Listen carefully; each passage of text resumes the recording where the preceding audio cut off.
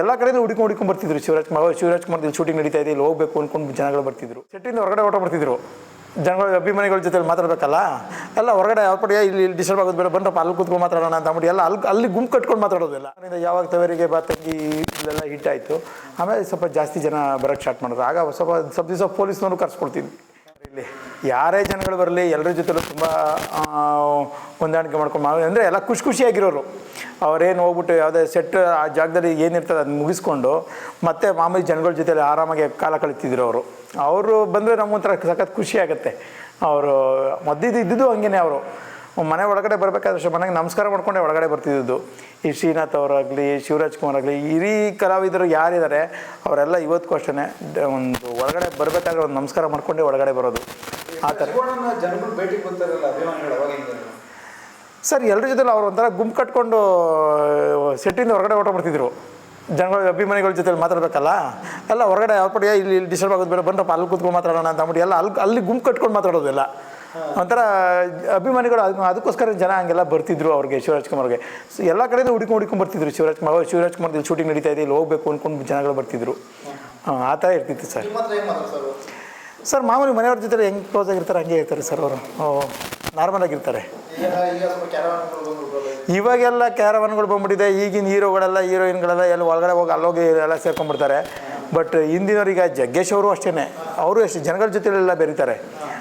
ಈಗಿನವರೆಲ್ಲ ಸ್ವಲ್ಪ ಎಲ್ಲ ಒಳಗಡೆ ಹೋಗಿ ಎಲ್ಲ ಅವರು ಕ್ಯಾರವಾನ್ಗೆ ಹೋಗಿ ಸೇರ್ಕೊಳ್ತಾರೆ ಎಲ್ಲ ಹೋಗ್ಬಿಟ್ಟು.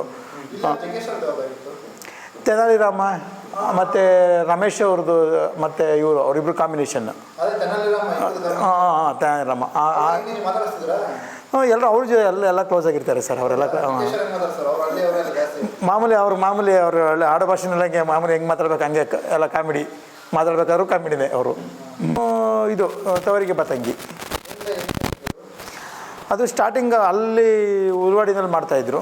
ಅಲ್ಲಿಂದ ಒಂದು ಹಾಡಿಗೋಸ್ಕರ ಅಂದರೆ ನಮ್ಗೆ ಇನ್ನೂ ಕಂಪ್ಲೀಟ್ ಆಗಿದೆ, ಹೊಸ ಮನೆ ಅಲ್ಲ.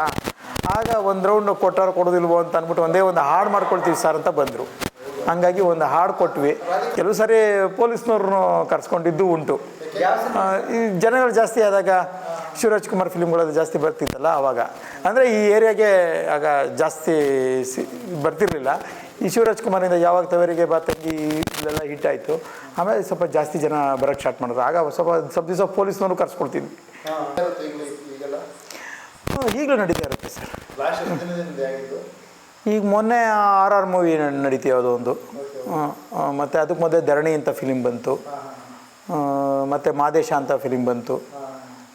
ಇವಾಗ ಕನ್ಯಾದಾನ ಸೀರಿಯಲ್ ನಡೀತಾ ಇದೆ.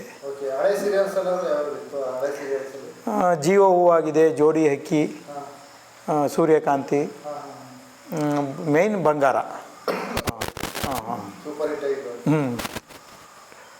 ನಾವು ಚಿಕ್ಕ ಹುಡುಗರ ನಿಮ್ಮ ಮನೆ ನೋಡಿದ್ದೀವಿ. ಹೌದೌದು.